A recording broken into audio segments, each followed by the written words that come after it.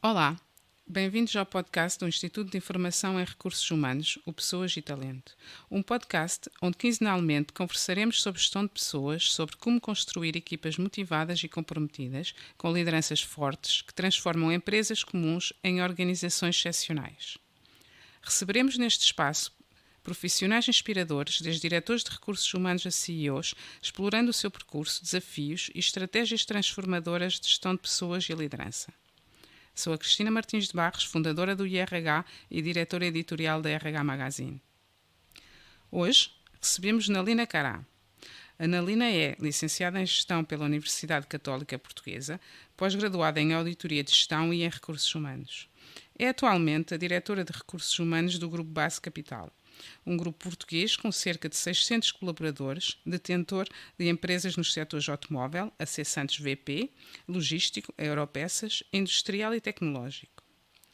Antes de integrar o Grupo Base, a Nalina desenvolveu a sua carreira em empresas multinacionais como a Unilever, a Sonai e a Microsoft, tendo várias responsabilidades, desde gestão de clientes a parcerias estratégicas, gestão de projetos, desenvolvimento de novos produtos, comércio internacional e ainda estudos de mercado. Também viveu 5 anos em Moçambique, onde liderou a estruturação estratégica e financeira de vários projetos de investimento nos setores da energia, infraestruturas, imobiliário e serviços. Vamos começar esta viagem com a Nalina e descobrir até onde nos leva. O podcast Pessoas e Talento tem o patrocínio da Edenred. Olá, bem-vindos ao segundo episódio do podcast Pessoas e Talento, o podcast do IRH, Instituto de Informação em Recursos Humanos, e hoje recebemos em estúdio Nalina Cará. Bom dia, Nalina. Olá, Cristina, muito obrigada por estar Muito aqui bem. hoje. Bem-vinda aqui ao nosso segundo episódio do podcast. Tudo isto ainda é um bocadinho novo para mim, estamos aqui a aprender, portanto, se alguma coisa correr menos bem, vais ter que nos perdoar, mas vamos esperar que corra tudo bem, irá correr com certeza. Eu convidei-te porque nós aqui falamos de talento, de pessoas, de gestão de pessoas, e o IRH é muito, Instituto de Informação e Recursos Humanos, muito responsáveis de recursos humanos, mas tu és responsável de recursos humanos do Grupo Base, mas de formação não és de IRH e tens uma carreira um bocadinho diferente. Era por aí que eu gostava que começássemos. Conta-me lá de onde é que tu vens, a tua carreira e como é que chegaste a diretora de Recursos Humanos do Grupo Base. É verdade, é um percurso muito sui generis. Eu tive uma longa experiência em multinacionais na área do marketing e das vendas, portanto, com grandes marcas, a trabalhar essencialmente o retalho moderno.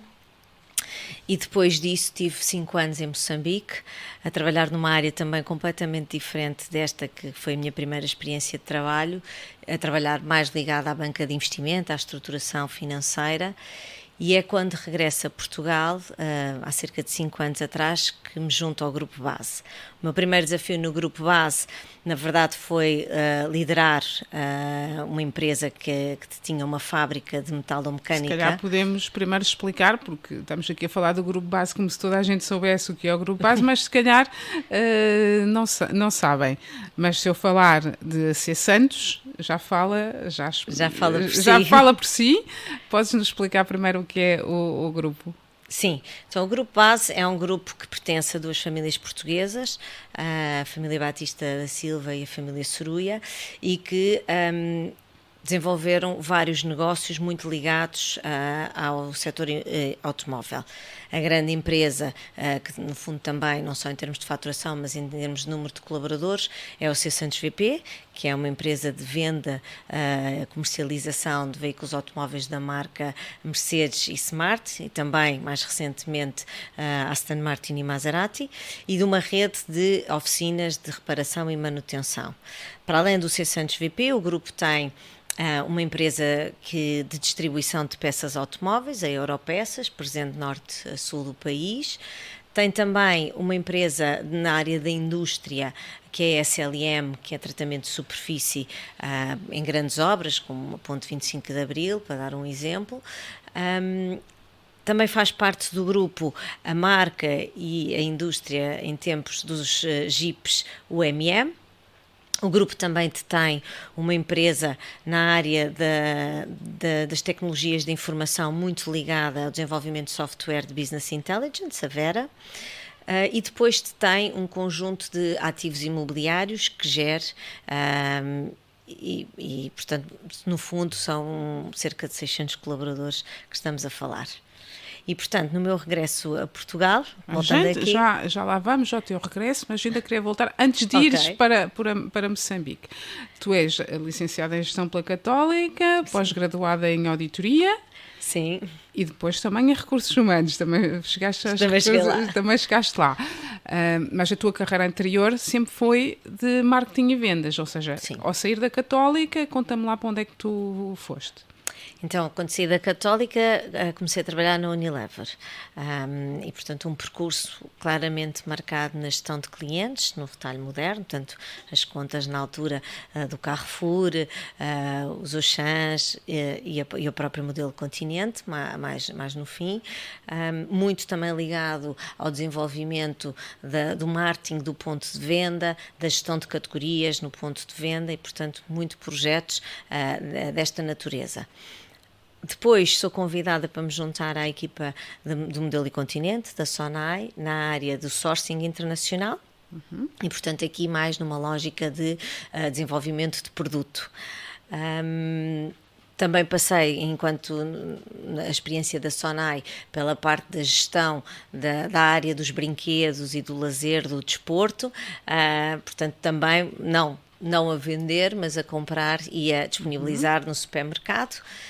E depois tive uma experiência na Microsoft, numa altura em que a Microsoft começa-se a focar mais no segmento do retalho e menos no segmento empresarial e, portanto, vem para as Vortens e para as Fnacs que nós conhecemos com um posicionamento diferente e de maior proximidade com o consumidor e, portanto, também fiz parte dessa equipa que trouxe a Microsoft e os produtos da Microsoft para próximo do cliente. Portanto, tudo bens de grande consumo e essa comercial. Foi a primeira. E tudo toda muito a tua comercial experiência e muito era marketing. Vender produtos no Unilever, na Sonai, na Microsoft. Sim. Estamos a falar de uma carreira super comercial, até que fostes para Moçambique. É verdade, fui para Moçambique atrás do meu marido, porque tinha sido desafiado profissionalmente para ir trabalhar para lá, e portanto eu fui para Moçambique, aquilo que no início seria... com 2 filhos muito pequeninos, uma pausa na minha carreira profissional acabou por durar, eu diria, 2 meses. Achavas que ias para lá, que não ias trabalhar, que ias tratar dos miúdos? Não era um contexto diferente, um país diferente, claro, não fazia crianças ideia. Crianças pequenas e, portanto, achei que sim, que estava a fazer nessa altura com custo, mas com certeza uma opção pela vida familiar e um momento de pausa profissional, mas... as estrelas alinharam-se e na verdade assumi um desafio muito diferente do que ele estava habituada, que foi juntar-me a um grupo moçambicano para o desenvolvimento de projetos em várias peço desculpa, projetos em várias áreas e vários setores diferentes, portanto com uma lógica de desenvolvimento e de levantamento de capitais para o seu financiamento. E portanto foi trabalhar... O que é que te levou a aceitar uma coisa tão diferente, não é? Estamos a falar de banca de investimento, de ir buscar capital para desenvolver projetos.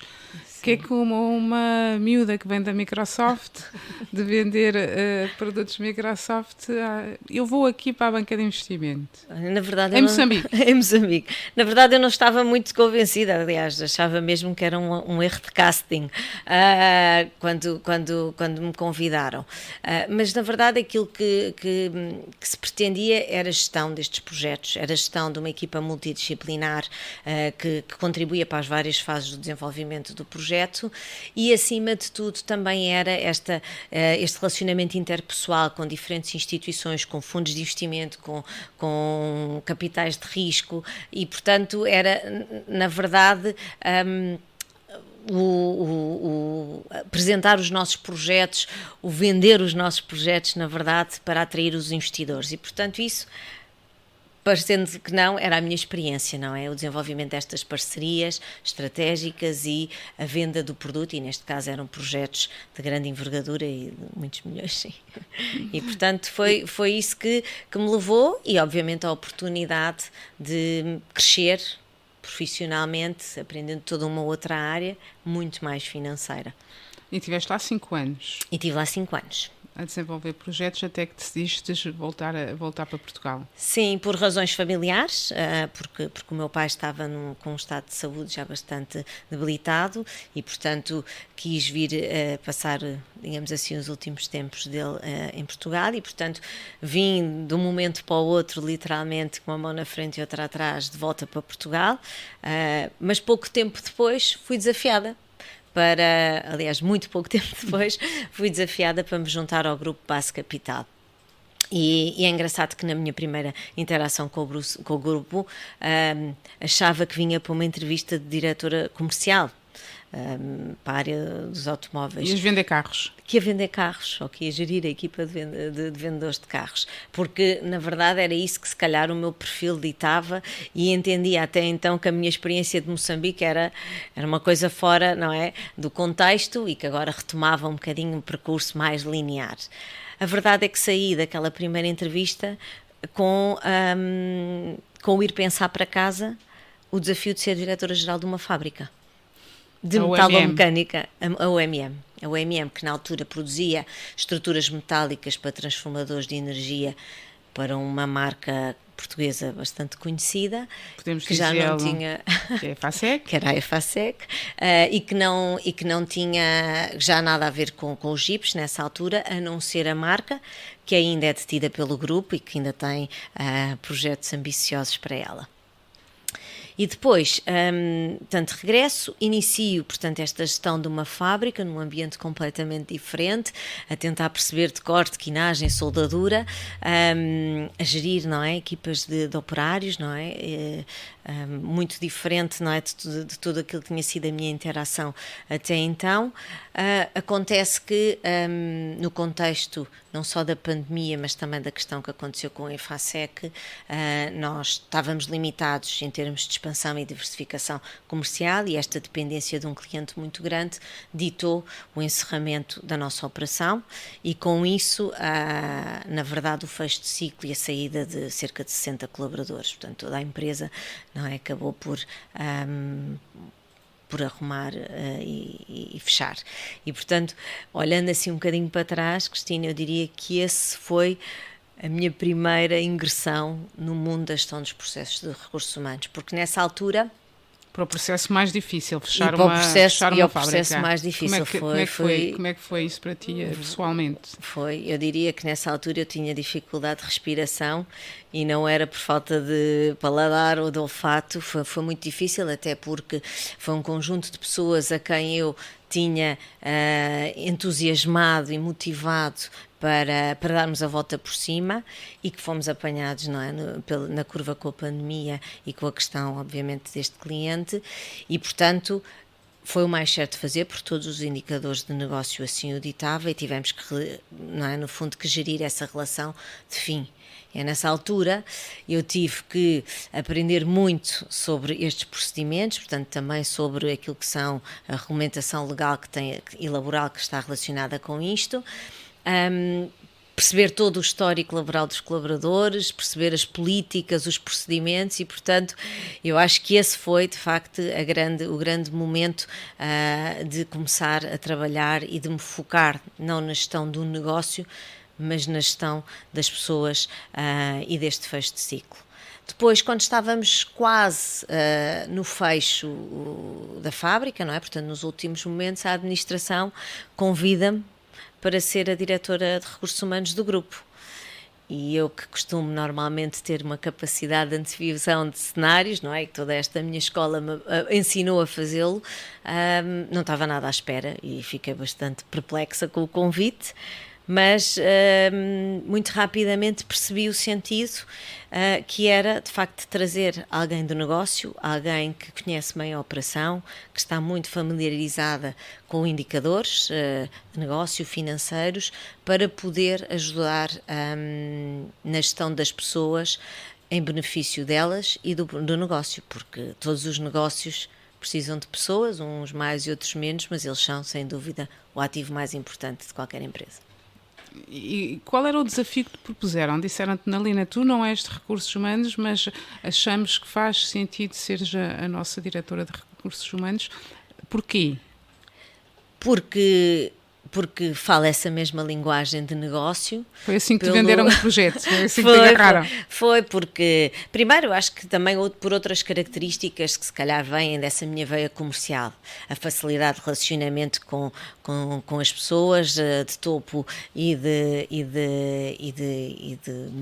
de mais baixas na hierarquia, não é? Portanto, eu quando comecei a trabalhar no Unilever, não é? Tinha vendedores e, portanto, pessoas que estavam no terreno e acompanhavam-os e, portanto, eu acho que tinha um bocadinho a ver com isso, mas também perceber o negócio, eu acho que também pela rapidez e pela forma com que nós antecipámos o cenário dramático que podia ser financeiramente a tempestade na fábrica, não é? Com o Covid na verdade, com a questão do Luanda Leaks, e portanto esse sentido pragmático de gerir as pessoas e de levar as pessoas no propósito da empresa, foi isso. Acho que depois também um bocadinho foi uma época muito conturbada e que todos nós, não é, vivemos nas nossas empresas e nas mais diversas funções, que foi lidar com a pandemia, e eu acho que esta garra, esta vontade de fazer, esta resiliência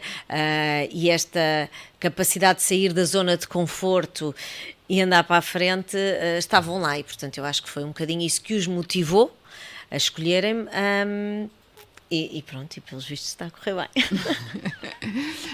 Na altura e agora, o grupo é um conjunto de várias empresas, algumas tinham responsável de recursos humanos, imagino, como a C. Santos, que é uma empresa grande, em cada entidade, mas não havia uma estrutura central de recursos humanos. Como é que tu abordas esse desafio? Por onde é que tu começas? Estamos a falar, para recordar, a C. Santos, a UMM, a SLM, várias empresas. A Vera. Olhas para o conjunto de empresas, umas com mais colaboradores, outras com menos, perfis diferentes, desde a C. Santos até a Europeças, que vende peças de automóveis. Como é que tu abordas esse desafio? Por onde é que tu começas? Qual seria o teu primeiro objetivo? Sim, já existia no grupo esta vontade transformacional, não é, da gestão das empresas. Ela começou pela criação da própria holding, da Base Capital. Esta holding, na verdade, foi a arrumação das participações diretas dos acionistas, das duas famílias numa única entidade, mas também tinha esta perspectiva de criar centros de expertise, de serviços partilhados para todas as empresas, com duas perspectivas. Eu diria que era a perspectiva de nós podermos ter o melhor de cada uma das empresas e isto poder estar acessível a todas as outras empresas, a elevar, não é, todas as empresas a um mesmo patamar. E depois também com a perspectiva de criar uma cultura de grupo, e que na altura contava também com uma outra grande empresa nossa, que era a Gamobart, comercialização também de veículos, mas aqui das marcas Peugeot e Opel. E, portanto, éramos um grupo com mais de 1000 pessoas, mas não tínhamos esta noção de grupo, estávamos cada um nas suas diferentes empresas. E, portanto, havia que criar esta cultura de grupo, e havia que criar e levar, não é, o Departamento dos Recursos Humanos a um nível de expertise. Aquilo que fizemos logo desde o início foi lançar uma revista. E lançámos a revista do Grupo Base, a revista Base, uma revista que é hoje em dia o alicerce de toda a nossa comunicação interna, onde se fala dos nossos produtos, das nossas empresas, dos nossos desafios, das nossas conquistas. Falamos muito das pessoas, promovemos através da nossa revista a mobilidade, porque falamos de oportunidades dentro do grupo, e, portanto, alicerçados nesta criação de uma identidade na parte um bocadinho mais, se calhar, de endomarketing, de mostrar quem somos, Veio atrás disso também um conjunto de iniciativas lideradas pelos recursos humanos, iniciativas como, por exemplo, a partilha de um bolo rei em todas as instalações do grupo, estamos a falar de mais de 30 instalações, porque abaçam as pessoas, a oferta também transversal a todo o grupo de um jogo no Dia da Criança, para que as pessoas possam jogar no trabalho ou em casa com as suas famílias, porque abaçam esses momentos juntos. Portanto, um conjunto de iniciativas que foram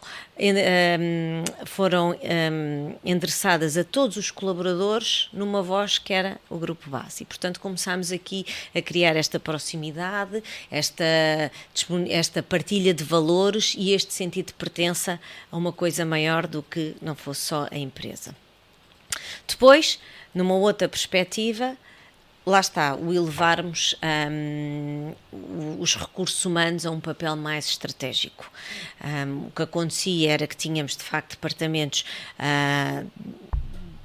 próprios em cada uma destas empresas, uns com maior desenvolvimento e outros com menos, e, portanto, juntamente com a administração, com as direções das empresas e com a minha equipa, decidimos o que era a nossa visão e a nossa missão enquanto Departamento de Recursos Humanos. E ficou claro o posicionamento estratégico. E uma das coisas que fizemos logo de imediato foi externalizar um conjunto de atividades mais administrativas, como o payroll, como a parte toda de compliance, através do apoio de um gabinete jurídico, a parte toda da higiene e segurança no trabalho e, portanto, quando fazemos esta, digamos assim, esta externalização destes serviços mais administrativos, focamos-nos naquilo que era estratégico. E o que é que era estratégico? Disseste que analisaram o que é que era a visão e a missão. E claramente tudo que é, o que estavas a dizer, o payroll, a higiene e segurança no trabalho, as questões mais jurídicas, fora, externalizaram. Centram-se em quê? Qual é a visão, qual é a missão? Então, naturalmente nós centramos na atração, no desenvolvimento, na retenção dos colaboradores. Esta é a nossa missão, mas é uma missão que não é alienada do propósito da empresa e daquilo que é o planeamento estratégico de cada uma destas empresas. E, portanto, o que nós fazemos é assumimos esse plano estratégico e os seus indicadores como nossos. E, portanto, não são outros. Temos, naturalmente, os nossos indicadores de tipo de recursos humanos, mas são estes indicadores dos planos estratégicos de cada uma destas empresas que temos a nossa missão. E, portanto, foi na persecução e na ajuda para implementar esse plano estratégico, para atingir os objetivos desses planos estratégicos, que se centrou e que se centra hoje em dia o nosso trabalho. Portanto, sendo que um desses indicadores de que falas sempre é a satisfação do cliente. Muitas vezes em RH falamos, ok, reduzimos o turnover, recrutamos tantas pessoas. Tu falas em satisfação do cliente, é esse o teu drive? Sim, aliás, não só está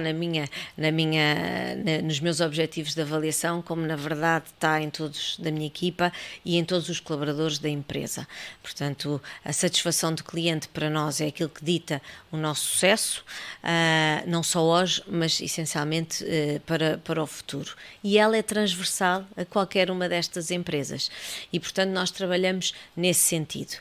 Por detrás disso, há muita coisa a fazer e que tem a ver com estes processos de recursos humanos tradicionais e naturais, que é não só termos o talento ou termos as pessoas que nos vão dar esse serviço ao cliente, do ponto de vista do seu relacionamento e do atendimento, do ponto de vista técnico também, não é? Nas reparações dos veículos, nos desenvolvimentos do software, levar com eles a perspectiva de que é no seu estágio de bem-estar que eles vão ter a melhor performance e o melhor desempenho, e isso vai se refletir na maneira como atendem o cliente e como satisfazem o cliente. Portanto, é um nível que está ali por debaixo, são alicerces que nós vamos implementando através da formação, do desenvolvimento, do acompanhamento e de também considerar outras perspectivas na vida dos colaboradores para além do trabalho,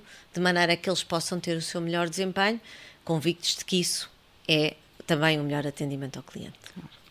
Deste-me um exemplo, quando preparámos esta conversa, por exemplo, que foste buscar ao setor da hospitality pessoas para atenderem o cliente. Sim, esta estratégia que nós decidimos de nos focar muito, se calhar mais até do que em cotas de mercado ou resultados, muito na satisfação do cliente, exigiu uma transformação. Desde logo nós tivemos aqui 2 ou 3 iniciativas. Uma delas, naturalmente, foi o assessment de qual era o perfil das nossas pessoas. E, portanto, perceber quem é que tinha maior facilidade no relacionamento interpessoal e quem é que estava mais ligado aos processos administrativos. E estamos a falar, então, de recepcionistas que assumem novas funções de gestão de cliente e de gestão do back-office. E, portanto, criámos estes descritivos funcionais, separámos as tarefas e passámos a ter uma equipa de linha da frente, por assim dizer, no exemplo concreto das nossas oficinas. Mas isso só não era suficiente. Havia todo um trabalho de desenvolvimento e de transformação para um atendimento de excelência.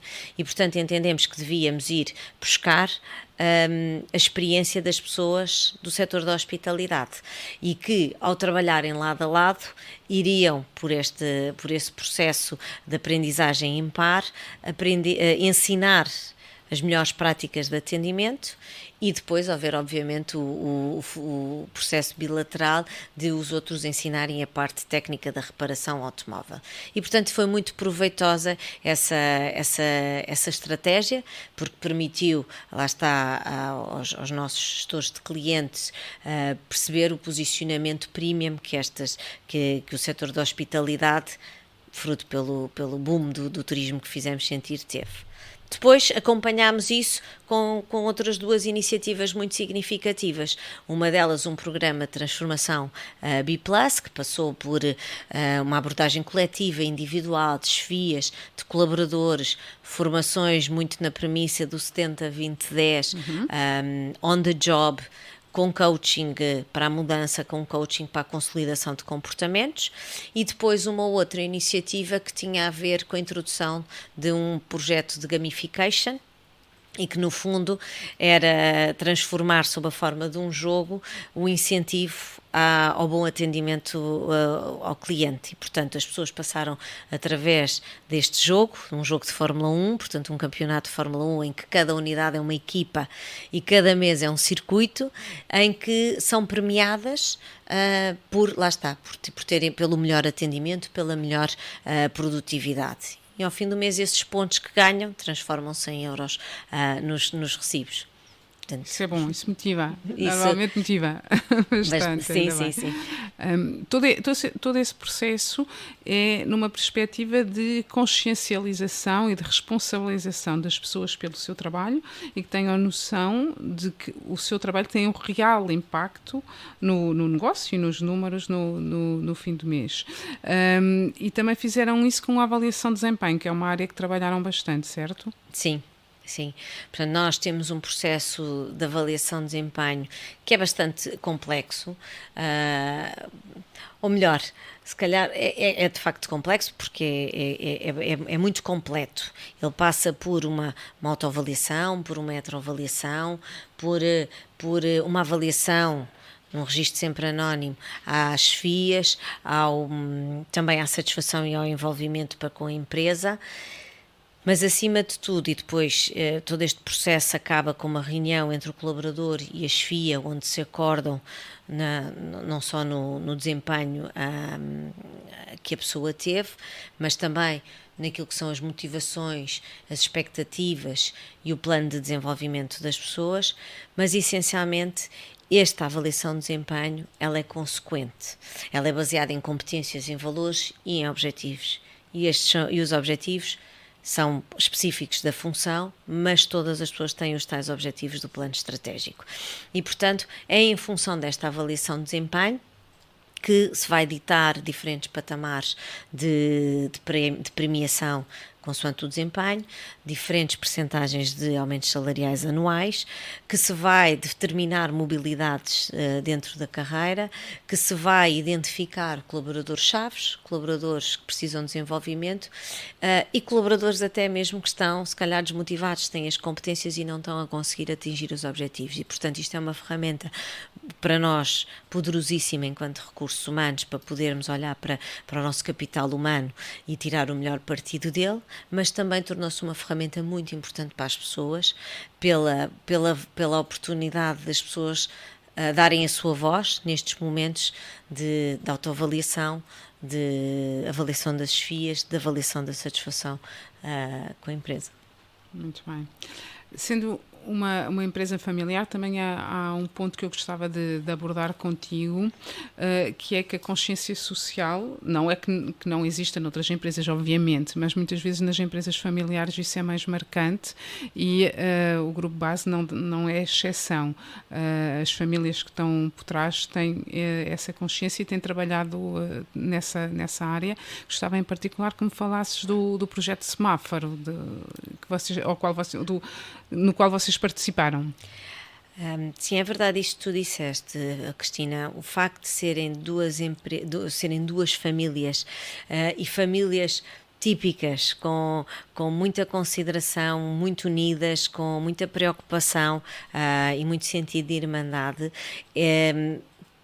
elas têm também esta preocupação para com os seus colaboradores. E estamos a falar de empresas que têm décadas, o C. Santos VP até já tem mais de 100 anos, e portanto foram estas famílias que criaram estes negócios e que desenvolveram estes negócios com a consciência e baseada em princípios de colaboração.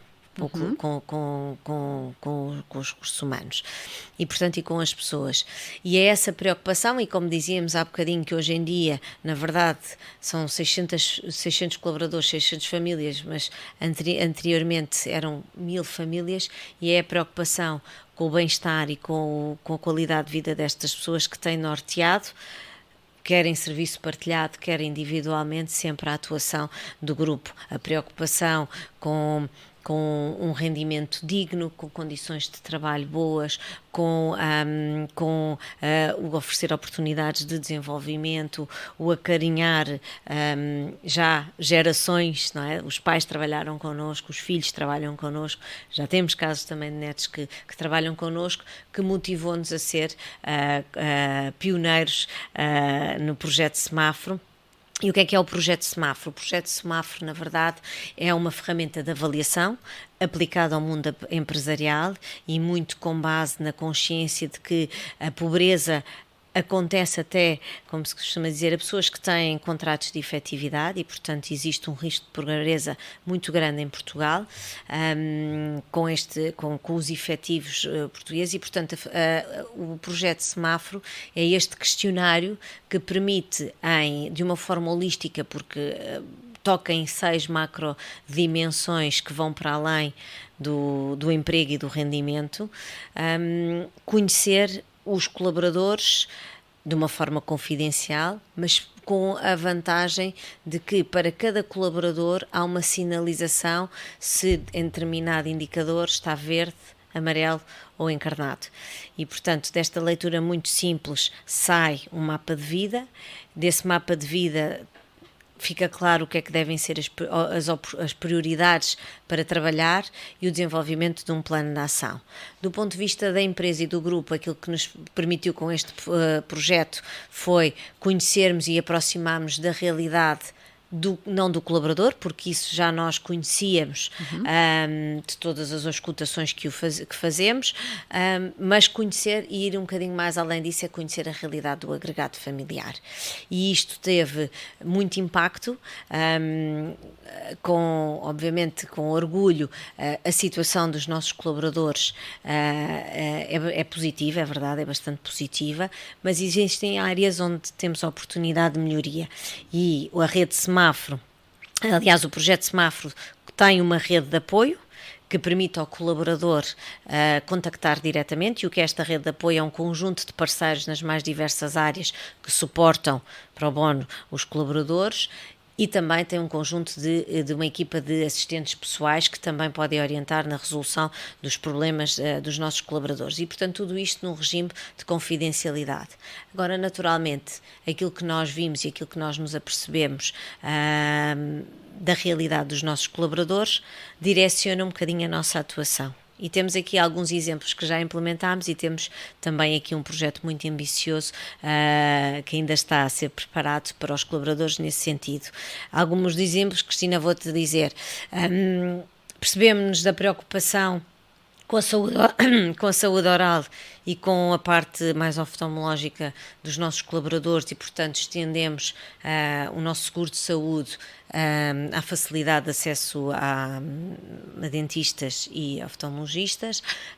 Um outro exemplo de medidas que implementámos ou que, com base nessa informação, estamos a implementar, desafios que lançámos aos colaboradores, que são incentivos à performance, terem como, por exemplo, prémio um fim de semana em família, porque percebemos, através desse questionário, que muitas famílias não tiveram a oportunidade de passar férias no ano passado com a família fora de casa.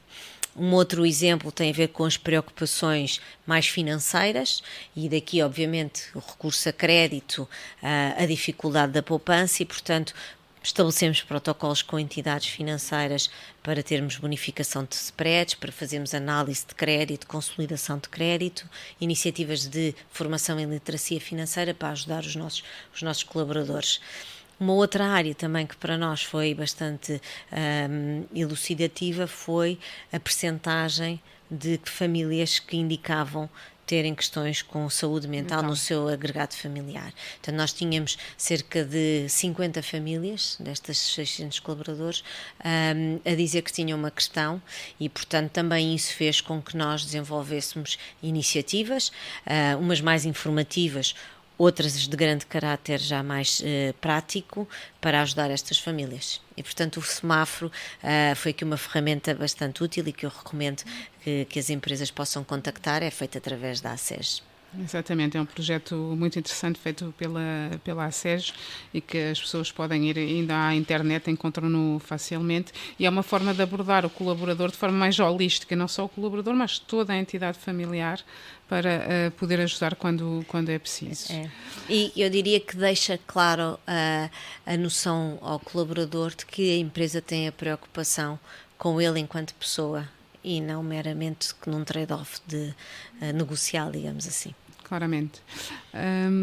Vimos que no início da nossa conversa que não vens de RH, não foi essa a tua escolha primeira quando começaste a carreira. Agora, ao fim de alguns anos, o que é que tu achas que um perfil como o teu traz? Qual é a tua mais-valia para o setor dos recursos humanos, da gestão de pessoas?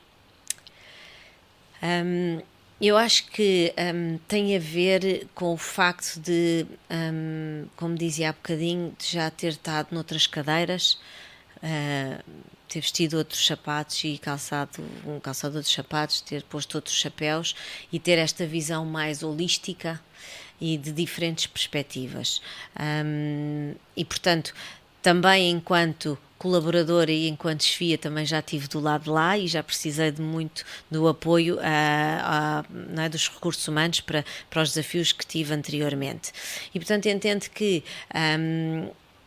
um perfil como o meu, que é marcadamente comercial, de desenvolvimento de negócio, de promoção, de relacionamento interpessoal, ajuda sempre nos recursos humanos, de visão estratégica. Não que eu entenda que pessoas que tenham tido um percurso de recursos humanos não tenham esta capacidade de visão estratégica, de conhecimento de negócio, mas no meu caso eu acho que traz a legitimidade de já ter passado por isso, já ter do lado de lá e quando venho para este lado tentar fazer com essa perspectiva e com essa compreensão. Portanto, eu acho que são as qualidades de relacionamento interpessoal, de comunicação, de capacidade de promoção do departamento, de sermos criativos, de entendermos, lá está, os nossos indicadores de negócio como nossos, não é?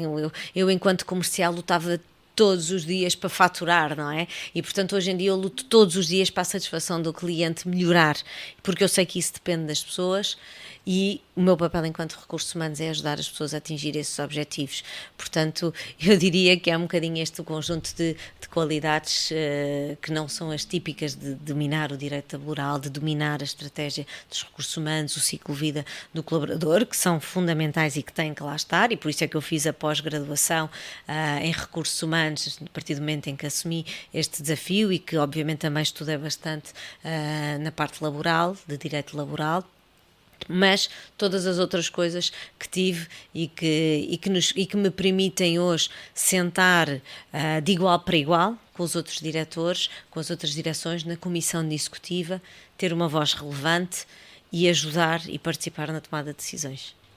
Acho muito interessante dizeres sentar-te e sentir-te de igual para igual com as outras, com o diretor comercial, o diretor financeiro, porque cada vez mais a pessoa dos recursos humanos é também do negócio e tem que perceber do negócio e se sentir completamente igual aos outros pares num comitê de direção, por exemplo, e não ser a parte mais administrativa. Exatamente. Muito bem. Na tua carreira, qual foi o momento mais desafiador? Não forçosamente agora aqui nos recursos humanos, mas qual foi o momento mais desafiador? Bom, eu diria que em termos pessoais foi ser mãe e porque mudou bastante, não é? Muda bastante a nossa rotina diária e torna bastante visível. Complica um bocadinho. Complica, torna bastante visível aquilo que são os nossos princípios e as nossas ambições e aquilo que queremos ser enquanto pessoas.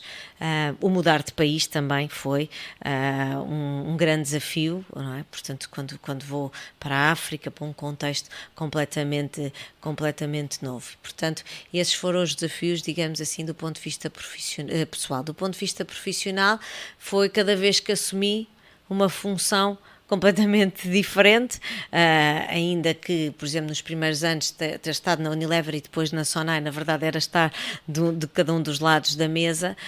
Quando mudo para o mundo das tecnologias da Microsoft foi um grande desafio profissional, quando mudo para a área financeira, quando regresso para Portugal, todas essas mudanças para mim foram sempre os grandes desafios que eu tive e que me trouxeram um conhecimento muito grande de quem é que eu sou enquanto pessoa e daquilo que eu quero. O que é engraçado, Cristina, é que a acompanhar todos estes desafios que eu tive, estiveram por trás disso empresas. E empresas que eu olho para trás e que estiveram lá para me apoiar e que impulsionaram, não é? Na verdade, estes desafios com os quais eu hoje olho para trás e orgulho-me e com os quais eu vivo com uma grande motivação e sentido de responsabilidade. E é esse sentimento de orgulho, de gratidão, de olharmos para trás e sabermos que houveram pessoas, empresas que nos apoiaram, que nos proporcionaram o crescimento que eu gostava de assumir como missão aqui nos recursos humanos para todos os colaboradores do nosso grupo. É isso que tu queres transmitir, as pessoas sentirem que a empresa onde estás as apoia e as ajuda e as vai estimula e as desafia. E, portanto, foi isso que eu vivi, não é? E tenho vivido, graças a Deus, e espero continuar a viver. E, portanto, é isso que eu gostava também de deixar em cada uma das pessoas. Muito bem. Já que estás aqui um bocadinho a concluir, nós temos um hábito no podcast e é que me respondas a 3 perguntas, sendo que a primeira é: qual é a tua máxima de vida? Eu fazia o trocadilho a dizer que a minha máxima de vida é vida máxima. Na verdade é viver intensamente, é viver cada dia como um dia que não volta atrás e, portanto, vivê-lo da melhor maneira que sabemos e que podemos, sempre à procura de aprender e sempre à procura de melhorar. E agora um filme que recomendas e um livro que recomendas? Eu pensei bastante nisso, mais até ultimamente nos filmes, porque gosto imenso de ver filmes e qual é que seria esse filme que eu ia escolher, e de todos aqueles que eu vi mais recentemente eu escolheria O Coda.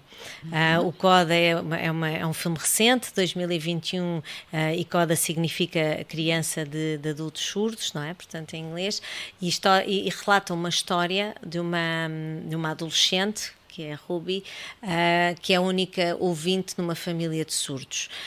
E ela vive um grande desafio, que é a escolha entre aquilo que era o seu sonho, de querer ser cantora e conseguir transmitir isso à sua família, e naturalmente a responsabilidade que tinha para com essa instituição, enquanto intérprete e enquanto ponte entre o mundo dos surdos e o mundo dos ouvidos.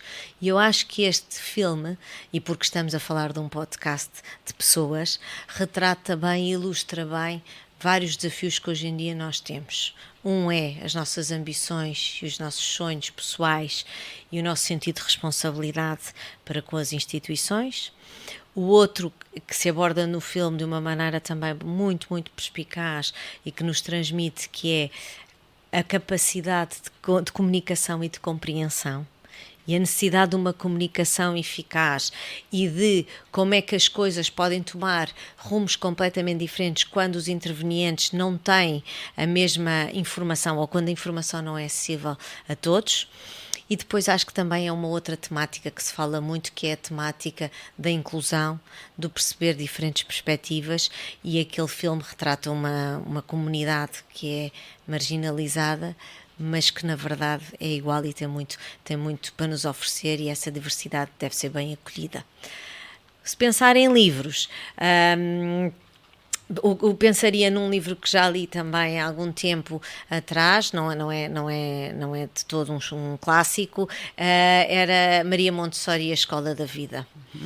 E esta recomendação de livro tem a ver porque Maria Montessori, no início do século XX, pela sua determinação e resiliência, formou-se em medicina, completamente contra aquilo que era a convenção daquele momento, mas foi mais além do que isso, e preocupou-se muito com o desenvolvimento holístico das crianças, nas suas dimensões intelectuais, físicas, emocionais, sociais, e implementou um método que hoje em dia é abraçado por muitas instituições de educação.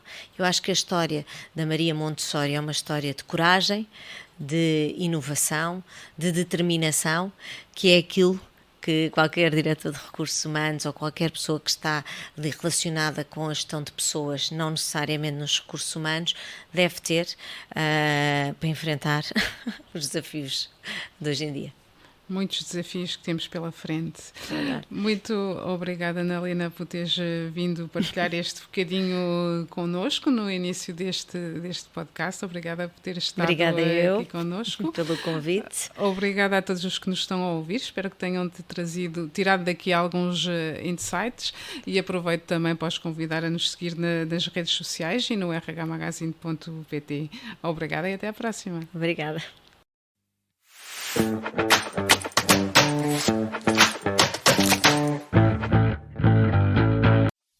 O podcast Pessoas e Talento tem o patrocínio da Edenred.